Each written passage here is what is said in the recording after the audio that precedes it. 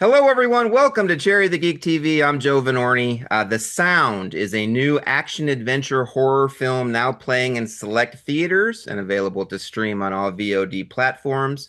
Today, we are joined by one of the stars of The Sound. He is best known for his Emmy-nominated performance as the nasty Miles Drentell on the television series 30-something. He's an Emmy winner for his role on HBO's Dream On. And he's one of the stars of the greatest horror film of all time, John Carpenter's The Thing. David Clennon, welcome to Cherry the Geek TV. It's good to be with you, Joe, especially with that introduction. So let's start off talking about the sound. Set up the premise of the film. When you're describing it to people, how do you describe it? There's a mountain in British Columbia. It's very daunting. It's very high. The face of the rock is 90 degrees. It's straight up. And 60 years ago, a team of climbers went up and none of them came back alive. And the Native American or the Native Canadian tribe that owns the land around the mountain said, no one is allowed to climb this mountain anymore. 60 years later, a man named Kurt puts together a team of climbers to climb it again for the first time in 60 years. It's scary climbing straight up, and then something even scarier happens to them. So you play Kurt, as you said. Who is Kurt? How does he fit into the film? And how did this film end up kind of on your radar? How did you get cast in this role as Kurt? Well, Kurt is something of a mystery. He makes a very brief appearance in the film, but I think your listeners, your audience, your viewers may be asking as they watch the film, why did this man, Kurt, put this climber and that other climber? Why did he put this team of 8 to 10 people together? And why did he choose these people? Yes, they are among the best rock climbers on earth, but why did he put these personalities together? And so that's an I think interesting question. So he is the, let's say, the mastermind who puts this mission together. How did I get involved with the film?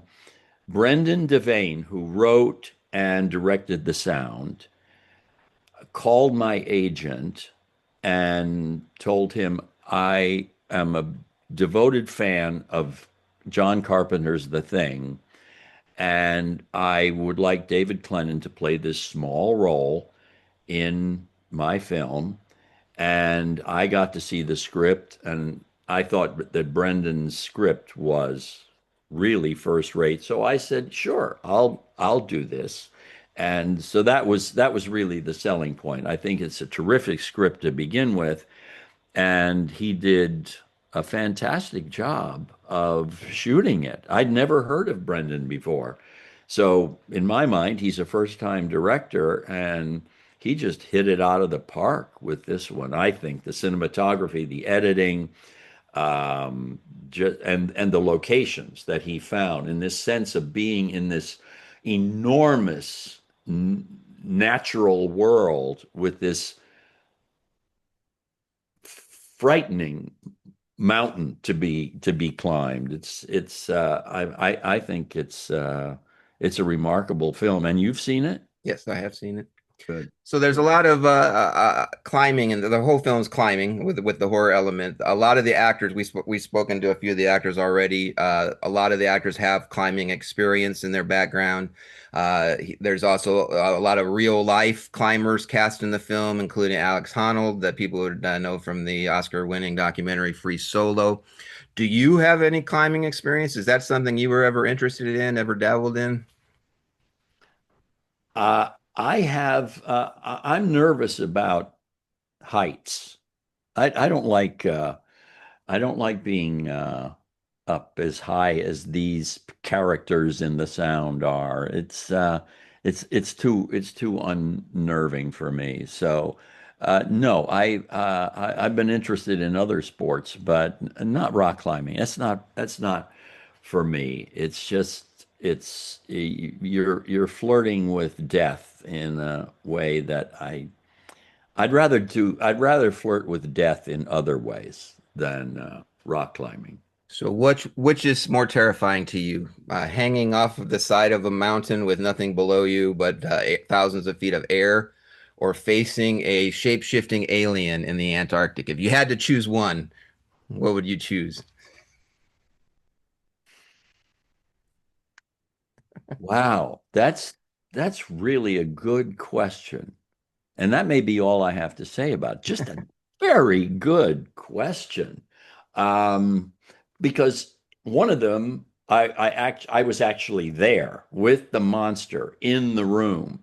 But in the case of the sound, I wasn't on that mountain. I was on a computer screen saying, I want you to do this mission. So, excellent question. We'll have to do another program. Okay. Well, speaking of shape-shifting aliens in the Antarctic, let's talk about the greatest horror film of all time, John Carpenter's The Thing.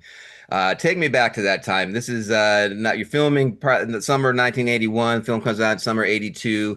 There's both on-location shooting in Alaska and on a glacier, British Columbia. You're also on refrigerated sound stages at Universal Studios. You got John Carpenter at the peak of his creativity. The guy's just creatively just knocking each film out of the park. And you've got these amazing practical monster effects by Rob Bottin. You were there. When you look back and reflect on that time, what are some of the standout memories and highlights that you have of working on the thing? That is another really good question. Um, what is there to say about that?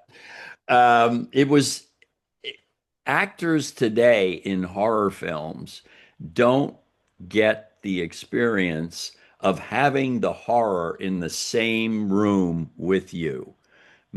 Actors today have to pretend, make believe that they're being attacked by a dinosaur or another alien monster, but they don't see it. They're not in the same room with it. So I feel lucky to have been in one of probably the last great practical effects movies that's been made. And that's 1981, 1982. It was, to use the word awesome in its real meaning, it was awesome to be up on that glacier. That was really an experience.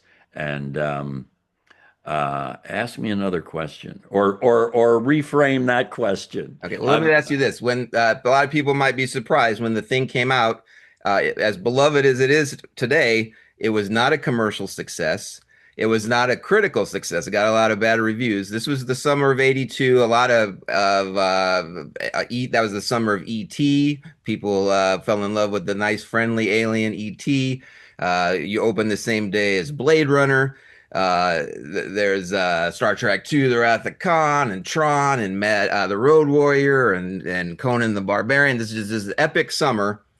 Thing did not do well. What was it like as an actor who worked on this film? You know it was a great film. To have it not be received well critically or commercially. And then what was the point? How many years later? Was there a moment where you realized, oh, this film's catching on now. People are talking about it. Now they've changed their opinion on it. Now it's on everybody's list of the great horror films of all time. Now it's on people's list, the greatest movie of all time. There was a shift. What was the moment where you realized there was a shift? That's really a good question. And this is kind of a jokey answer, but it may have been it may have been when I started seeing residuals, like royalties that actors get for the films that they have been in. And some films, they go out and they die, and you get a 15-cent residuals once in a while. But I think at some point I started seeing some fairly hefty residuals for The Thing, and that got my attention. And then I started going to conventions and meeting the fans of the things who go to conventions. You come to realize, first of all, they're fascinating people. They're smart. They have, they have such interesting things to say about their own lives and about the movie and how it relates. And now there are three generations of people that you're describing who are, the film is, I call it a touchstone. I don't know how else to describe it, but it's a movie that has a meaning that makes people go back and watch it again and again and again and show their children and then their children's children. So I can't, you probably have a better answer to this question than I do. What do you think it is? It's powerful. That's all I know. Yeah. I think people discovered it on DVD and Laserdisc and then the revival theater started playing. We have a theater here that showed. I'm not kidding. They probably shown it in the theater probably 30 times over the past Mm. 7 years, and every Mm. every show is sold out. So people love it. It's grown. Well, it's great. It's the greatest horror film of all time. Yeah. Before we go, there's one other project you worked on I want to ask you about. In the early 80s, National Public Radio put together a audio drama of Star Wars: A New Hope. This was a 13-part epic. Kids around the country are hanging around the radio every week to listen to the new chapter. Mark Hamill and Anthony Daniels reprised their roles with their voices for Luke Skywalker and C-3PO, but all the other characters were Perry King played Han Solo, Brock Peters as Darth Vader. You, David Clennon, were one of the voices, Admiral Motti in the Star Wars audio radio dramas. This was at a time that thing didn't exist. Radio dramas were done for decades. This thing came out and it exploded. What was that experience like, getting to do a radio drama, which weren't being done at the time? And were you a big Star Wars fan going into that? I was not a big Star Wars fan until our son, at the age of 7 or 8, maybe even younger, became engrossed in the Star Wars saga, the whole saga. And so I got to experience it through his eyes, and then I got hooked on it. And now uh, we're watching the first season of Andor. So, I've gone from the Star Wars, the first time I saw it in a theater, the original film in a theater, and I wasn't a big fan of science fiction, but I had to admit that this was the way this story was told and the visual, what you saw and what you heard was really amazing. I didn't appreciate the story as much as I did this whole world that he created. So it was really through. So I saw the original. Then we did the radio promo. Was that produced by Joe Mankiewicz?